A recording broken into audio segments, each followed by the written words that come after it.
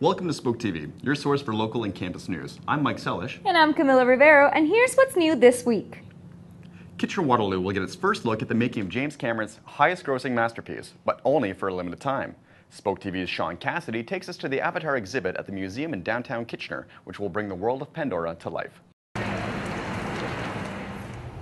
Out of all the museums to choose from, how is it that this little one, located in the downtown area of Kitchener, managed to get James Cameron's Avatar exhibition first on its North American tour? Derek Weidel tells us it roots back 2 years ago when the museum brought in film producer John Landa from the Titanic exhibition. And we made quite an impression on him and remained in contact. And we even talked about maybe creating the Avatar exhibit. And in the end, what we worked out is once the Avatar exhibit was created by EMP and finished at their museum, that we would get its first stop on its North American tour. The Experience Music Project, or the EMP as Weidel referred to it as, is a museum in Seattle that specializes in music, sci-fi, and pop culture displays. It is also somewhat larger than Kitchener's museum at 140,000 square feet. Does this mean the museum can fit the entire exhibit? Director of Programs Laura McKellar fills us in. It's about 6,000 square feet, and that was the same. It's similar to the one that they showcased in Seattle, but it has some new additions to it as well that have never been seen before. 6,000 square feet of Pandora squeezed into the museum with a few new additions alongside the planet's inhabitants. Weidel gives us a walkthrough. There's all kinds of really cool technological things to try out and really immerse yourself in the world of Avatar. But there's a highly educational component to it. There's like the science and technology of filmmaking, as well as the environmental aspect to it as well that was really apparent during the film. This exhibit remains in Kitchener till mid-January, then it's up and off to New Jersey. For Spoke TV, I'm Sean Cassidy. Students from all over the world come to Conestoga College for a better education and better job opportunities. This year, the college has seen a 65% increase in international students, the largest growth in the history of the school. Spoke TV's Meredith Taylor takes a closer look at the growing Conestoga family. Over 48,000 students attend Conestoga College, including international students, this year more than ever. So what draws these international students to Conestoga College? As only one of 9 polytechnic institutes in Canada, Conestoga offers a wide range of programs. The excellent education standards and counseling services may be big draws for some international students.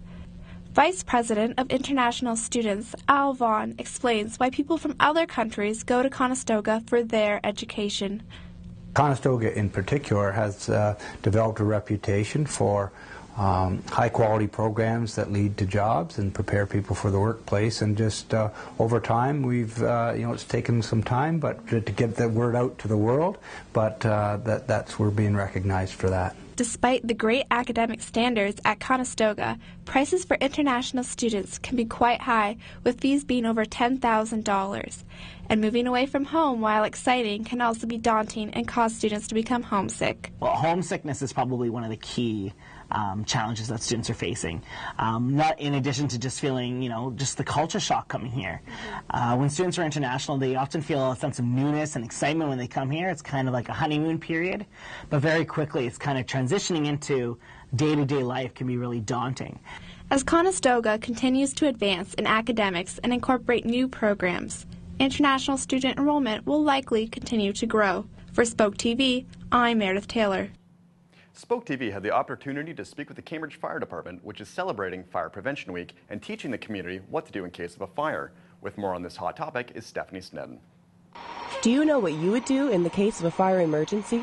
Fire Prevention Week is a week dedicated to educating people on fire safety and increasing awareness to the devastating danger of fire. This year, Fire Prevention Week runs from October 7th to October 13th, with the theme being Have Two Ways Out. Acting Captain Todd Hughes explains how families can prepare themselves in the event of a fire. I would say the best thing to do is sit down with your family and the residents in your home, go over a fire safety plan, ways to escape your home, as well as any dangers or hidden hazards you may have in your home that might lead to an accident with fire. in your home. Statistics show that on average, fire takes the lives of 8 people each week in Canada. 73% of these casualties taking place in people's homes. 78% of these deaths occur while the occupants are asleep, mostly between the hours of 2 and 4 a.m.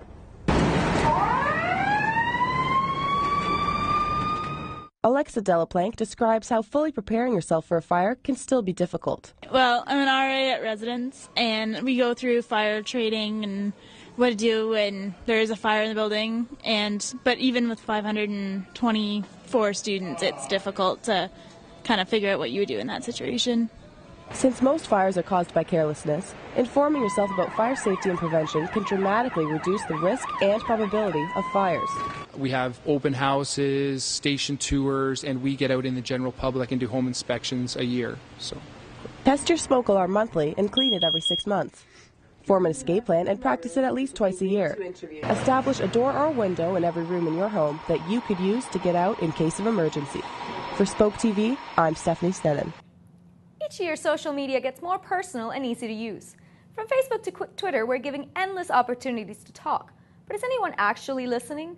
Spoke TV's Tony Omran explains why we may not be as closely connected as we think, and how we're all victims of anti-social media. We all know that technology has advanced greatly in the last 10 years or so, but one could argue no single innovation has had as great effect on society as social media has. Creations such as Facebook, Twitter, and others have taken the world by storm as a great new way to interact with your friends, spread news, and share information. But has social media actually made people more antisocial? And would people rather talk to you online than in person? Social media guru Shaminda Adigale considers himself an expert on the subject, and he tells us exactly why this is. As human beings, I think we seek interaction. And so, in my mind, the way I view social media, I think even though it might seem as though that's all people are doing, you have people texting, tweeting all the time, I think the end goal is to get people to interact more face-to-face. So in my mind, social media is actually promoting more of that. The traditional way of exchanging phone numbers when meeting someone at a bar or a club has also been replaced with giving somebody your Facebook name or Twitter handle. Can this be another example of students preferring online chat rather than face-to-face or voice-to-voice conversation? Police Foundation student Jordan Weller explains his views. Well, honestly, I feel that social media creates a false sense of security. People are posting online things that they wouldn't necessarily say in an open setting, like walking down the halls or in the cafeteria, and they don't realize the implications of their actions when they put that on. And that sums up Conestoga College's first ever social media communications event. As you can see, social media does still have an effect on people, both positive and negative. For Spoke TV, I'm Tony Omran. There may not be an NHL season this year, but that doesn't mean there isn't hockey to enjoy. Waterloo's Rim Park played host to this year's World Female Hockey Day. The event is designed to help raise funds and awareness for girls' hockey programs. Spoke TV's Ali Brogan has more. The International Ice Hockey Federation and the Canadian Breast Cancer Foundation of Ontario have come together in Waterloo in support of women's hockey everywhere. On Saturday at Rim Park was the IIHF Marathon and Fundraiser. There were more than 800 active participants involved in the day and over 1,200 spectators. Two of the main participants and supporters of the day were Olympic gold medalists Becky Keller and Cheryl Pounder. Keller explains more about the pair's involvement in the day. I think the fundraising aspect is huge to get the girls here and be able to raise awareness for breast cancer, but for the kids on the ice, just to pick up some skills and to have fun. And I think that's the biggest part of hockey. If you can come off the ice and we see those big smiles on the kids' faces, you can see them right through their cage. The most successful fundraising story of the day was the Waterloo Ravens novice B team of 7 to 8-year-old girls. The province set a goal for every girls rep team to raise $1,500. The girls more than doubled this by bringing in $4,000. They raised the most money in all of the province. They also beat their coach's goal of raising $3,000, forcing him to have to dye his hair pink for the cause. The day could not have been possible without the many volunteers involved. The president of the Waterloo Girls Minor Hockey Association, Robert Henning, explains more about the volunteers. Volunteer support that goes into every hockey association to make them work. If we didn't have the volunteers, these associations would not be what they are today, and kids would not have the opportunity to learn and play. Female Hockey Day is in full swing at Rim Park today, and the whole arena is filled with pink pride. Raising money for women's breast cancer is one of the main parts of today. For Spoke TV, I'm Ali Brogan. Zombies, werewolves, and psychopaths are roaming the fields of a local farm. People from all over are lining up to have their wits scared out of them. Spoke TV's Stephen Ward went deep into the cornfields of Fear Farm to explore some of the terrors hiding within. We're here at the Fear Farm, where the last 17 years they've taken pleasure in delivering nothing but fear to all those that come here. Some may say this is a different type of farming. Most farms produce vegetable or raise livestock, but John Snyder isn't your typical farmer, growing pumpkins by day and raising ghouls and zombies by night. Snyder explains what makes his farm that much scarier. You don't get this atmosphere at a place in town. You don't get it at a parking lot, at a mall. You don't get it anywhere but at a farm where there's actually corn stalks growing.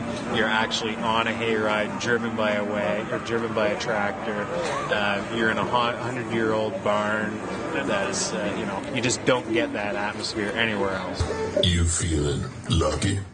Fear is everywhere. Whether the Fear Barn, Haunted Hayride, or Night Stalkers, you're bound to scream. Snyder explained how the change in name from Night Terrors to Fear Farm is just the beginning, with plans of getting more high-tech every year. This year saw the addition of the bat.